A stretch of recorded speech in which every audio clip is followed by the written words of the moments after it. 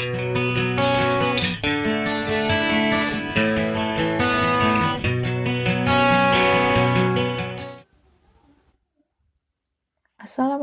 warahmatullahi wabarakatuh. Bersama lagi dengan saya, Kak Ria. Kali ini kita akan membahas bab tentang sistem reproduksi manusia. Topik yang akan kita bahas yaitu organ reproduksi pria dan wanita. Sebelum mulai pembelajaran, ada baiknya kalian berdoa terlebih dahulu. Oke, untuk pembahasan kita yang pertama yaitu organ reproduksi pada pria. Nah, di sini akan ditunjukkan gambar tampak depan dan tampak samping. Nah, seperti ini. Untuk yang sebelah kiri, itu adalah tampak samping. Yang sebelah kanan, ini adalah tampak depan. Nah, apa saja organ-organ yang ada pada sistem reproduksi pria? Yang pertama ada testis. Nah, testis ini adalah bagian yang berwarna ungu. Jumlahnya ada sepasang, dia bentuknya bulat. Testis ini berfungsi sebagai tempat pembentukan sperma dan juga penghasil hormon testosteron. Kemudian di sebelah atasnya ada epididymis. Nah, ini adalah bagian yang berfungsi sebagai tempat pematangan sperma. Selanjutnya ada saluran yang disebut vas deferens. Saluran ini menghubungkan antara epididymis dan juga vesicula seminalis. Kemudian ada vesicula seminalis atau kantong sperma. Nah, dia adalah tempat untuk penyimpanan sperma. Selain itu, dia juga menyediakan nutrisi bagi sperma untuk bisa tetap bertahan hidup. Selanjutnya ada kelenjar. Nah, kelenjar yang warnanya biru ini disebut sebagai kelenjar prostat. Kelenjar ini menghasilkan cairan berwarna putih yang mengandung nutrisi bagi sperma. Selanjutnya ada kelenjar di bawahnya, ini yang kecil, jumlahnya ada sepasang, disebut kelenjar Cooper atau nama lainnya kelenjar bulbouretal. Dia menghasilkan cairan yang berguna untuk menetralkan uretra yang bersifat asam akibat urin. Kemudian, setelah kelenjar Cooper ada saluran uretra. Nah, saluran ini terdapat di dalam organ yang disebut sebagai penis. Uretra ini adalah saluran untuk tempat keluarnya sperma dan juga air kencing atau urin. Itu tadi adalah organ-organ yang terdapat pada sistem reproduksi pria. Berikutnya, kita akan membahas tentang organ reproduksi pada wanita. Kita tunjukkan ada gambar yang tampak samping sebelah kiri dan gambar tampak depan sebelah kanan. Kita mulai dulu dari yang paling dalam, yaitu ada ovarium. Ovarium jumlahnya ada sepasang, jadi hampir sama seperti testis tadi, kalau di organ reproduksi pria. Ovarium ini sebagai penghasil sel telur atau ovum, dan juga hormon-hormon reproduksi seperti estrogen dan progesteron. Kemudian, bagian berikutnya di dekat ovarium ada yang namanya fimbre atau disebut sebagai rumbai-rumbai. Fimbre ini berfungsi untuk menangkap sel telur ketika mengalami ovulasi. Kemudian ada oviduct atau disebut sebagai tuba Fallopi. Organ ini merupakan tempat bertemunya sel telur dan sel sperma atau disebut sebagai proses fertilisasi. Berikutnya, ada bagian yang disebut sebagai uterus. Nah, uterus ini bahasa familiarnya yaitu rahim. Jadi, rahim ini berfungsi sebagai tempat tumbuh kembangnya janin atau bayi. Kemudian di dalam uterus ada lapisan endometrium, ini atau disebut sebagai dinding rahim. Dia merupakan tempat untuk menempelnya janin. Kemudian bagian agak luar ini ada serviks atau mulut rahim. Kemudian ada vagina, dia berupa lubang atau saluran. Nah, kemudian di bagian luar lagi ini ada labium atau labia, ada labium minor, ada labium mayor. Kemudian untuk organ reproduksi wanita, ini sebagian besar memang terdapat di dalam tubuh. Jadi berbeda dengan organ reproduksi pada pria. Kalau pada pria itu sebagian besar terdapat di luar tubuh. Oke, berikutnya kita akan membahas tentang proses pembentukan sperma atau kita sebut istilahnya sebagai spermatogenesis. Jadi, adik-adik masih ingat tadi proses pembentukan sperma itu ada di bagian organ yang mana? Ya, dia terjadi pada organ yang disebut sebagai testis. Nah, spermatogenesis ini terjadi beberapa tahap ya. Jadi dia melalui pembelahan sel. Jadi pembelahan sel secara mitosis dan juga secara meiosis. Dimulai dari sel yang paling atas dulu, ini disebut sebagai spermatogonium.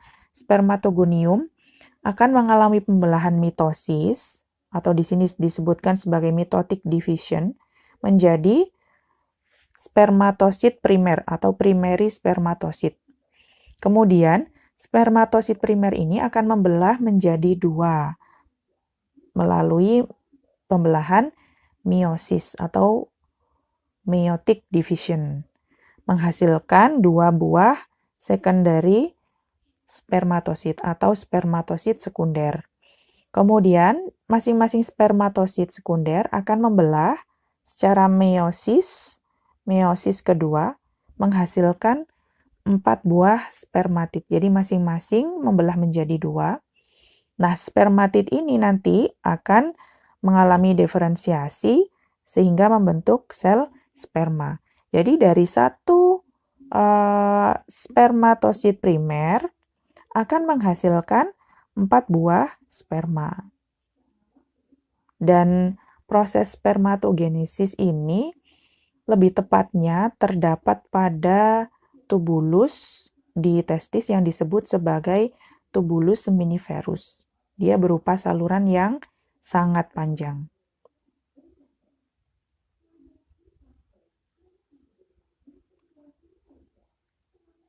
Untuk pada wanita, proses pembentukan ovum atau sel telur disebut sebagai oogenesis.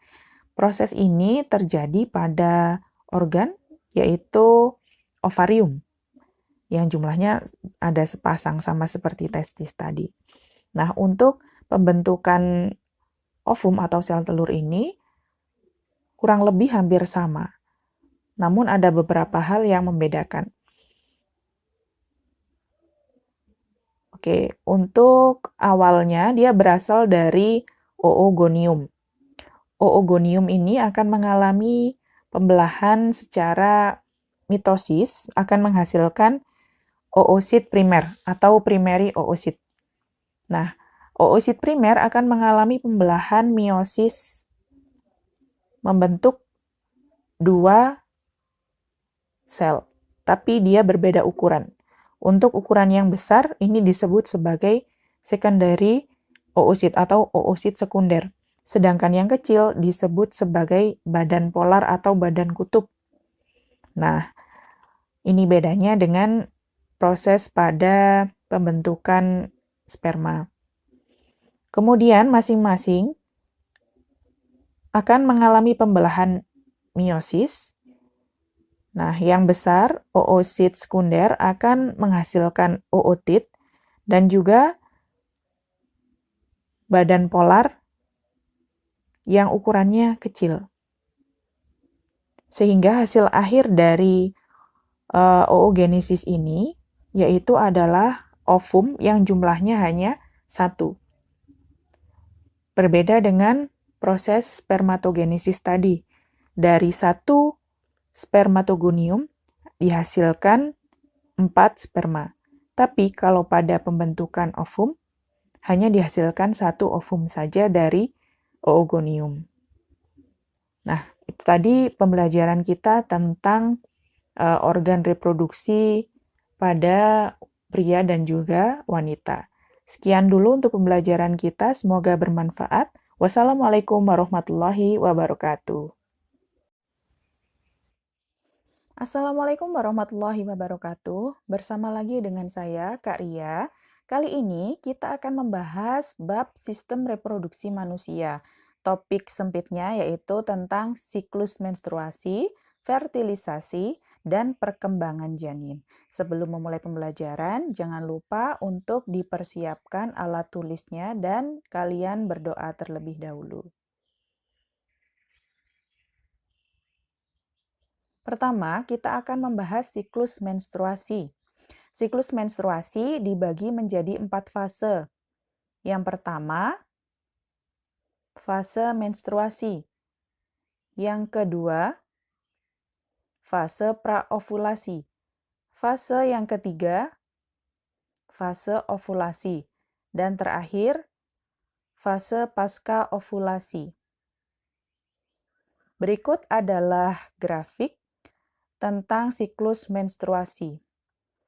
Yang ke atas itu ada siklus uterus, siklus hormon, dan juga siklus ovarium. Kemudian yang ke menyamping atau ke arah kiri itu adalah hari. Jadi mulai dari hari pertama sampai hari ke-28. Nah, siklus menstruasi ini rata-rata terjadi antara 28 sampai 35 hari. Nah, ini di grafik ini diambil yang kemungkinan yang paling kecil yaitu 28 hari. Nah, pembagiannya seperti apa? Jadi untuk hari ke-1 sampai ke-5 itu terjadi fase menstruasi. Nah, pada fase menstruasi ini yang terjadi pada rahim atau dinding rahim yaitu endometrium, dia meluruh sehingga keluar darah menstruasi. Nah, yang terjadi pada ovarium, folikel primer itu sudah mulai terbentuk. Kemudian hormon yang berpengaruh pada fase ini yaitu ada hormon FSH atau follicle stimulating hormone. Jadi hormon ini yang berperan untuk memicu si folikel untuk mempersiapkan sel telur.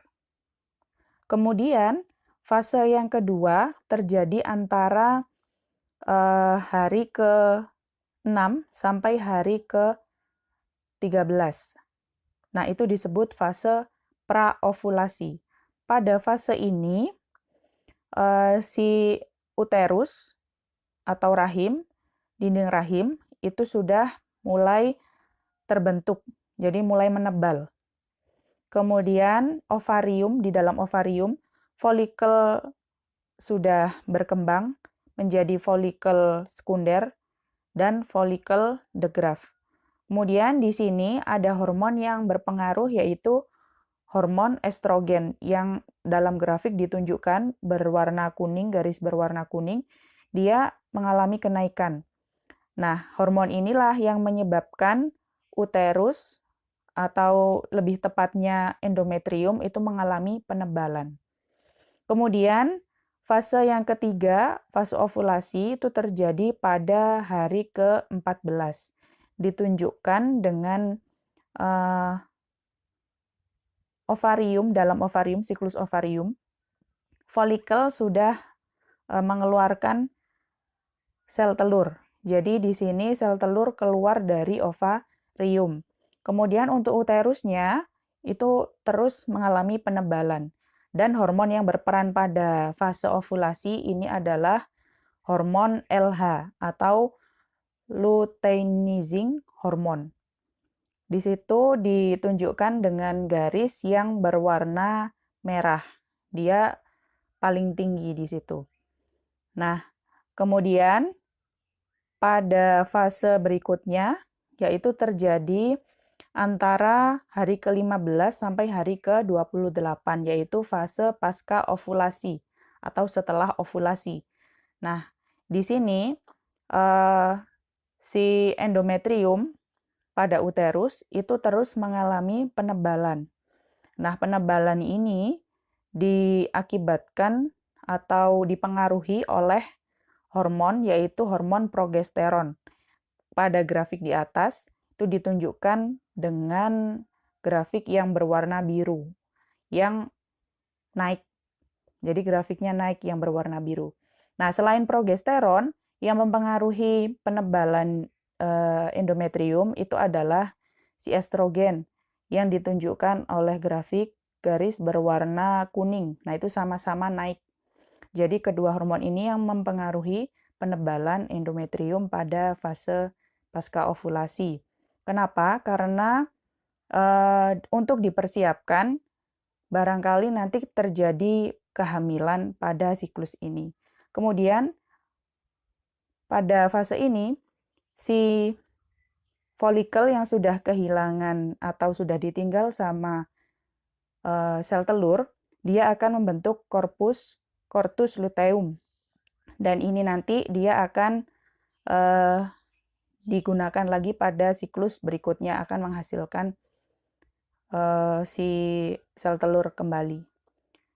Nah, untuk siklus menstruasi seperti itu, jadi di sini ada 4 hormon yang berpengaruh, yaitu hormon FSH, hormon estrogen, hormon LH, dan hormon progesteron.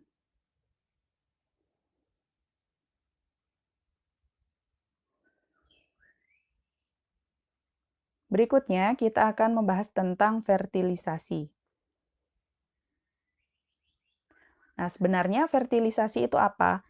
Fertilisasi itu adalah proses penyatuan atau peleburan inti sel ovum atau sel telur dengan inti sperma. Nah, kapan terjadi? Jadi setelah ovulasi atau si sel telurnya keluar dari ovarium, dia akan menuju ke tuba falopi. Nah, di tuba falopi, kalau di sini di proses yang nomor 2 ya. Nah, itu akan menunggu adanya sel sperma yang datang. Jadi ovum menunggu sel sperma yang datang. Jika ada sel sperma yang datang, maka akan terjadi pembuahan atau fertilisasi.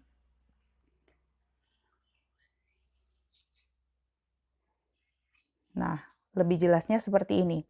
Jadi, ini bagian yang besar. Ini adalah si ovum. Kemudian yang kecil-kecil ini itu adalah si sperma. Nah, sperma yang sudah membuahi sel telur atau ovum, dia akan melepaskan inti sperma. Kemudian di dalam sel telur, inti sperma ini akan bergabung dengan inti ovum. Nah, setelah terjadi peleburan atau fertilisasi, maka nanti hasilnya yaitu zigot. Nah, zigot ini akan berkembang, ya, dia akan membelah terus dari 1 sel menjadi 2 sel, menjadi 4 sel, 8 sel, dan seterusnya. Dan dia juga bergerak menuju ke uterus atau rahim. Sehingga nanti dia akan membentuk embrio dan tertanam di sana, di dinding uterus. Maka akan terjadi yang namanya kehamilan.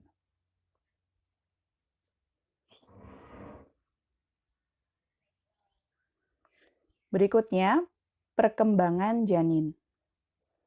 Jadi setelah terbentuk embrio pada proses kehamilan, nah si embrio tersebut akan berkembang dan tumbuh di dalam uterus atau rahim.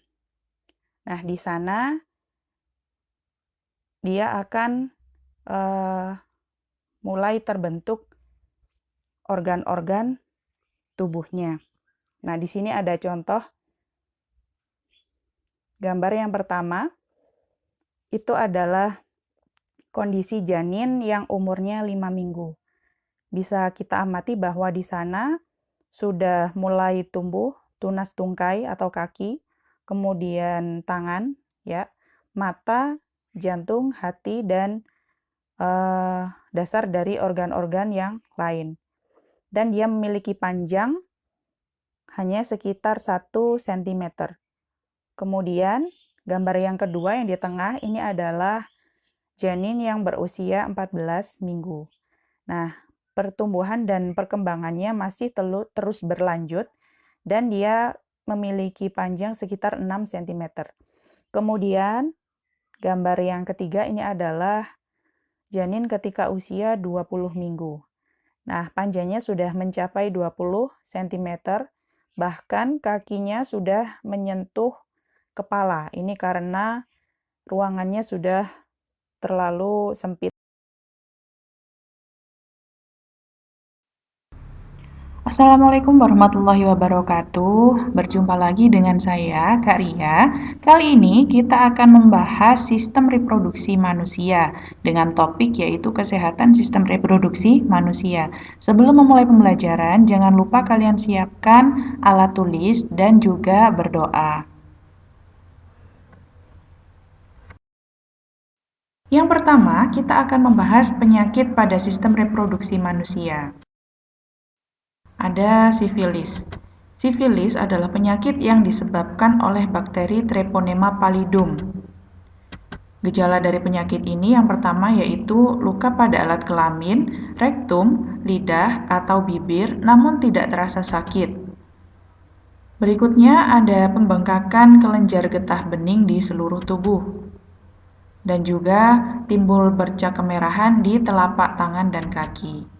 Untuk penularan dari penyakit ini bisa melalui kontak langsung luka di kulit dengan selaput lendir atau cairan tubuh, yaitu air mani, darah, cairan vagina. Bisa juga ditularkan dari ibu hamil kepada bayinya.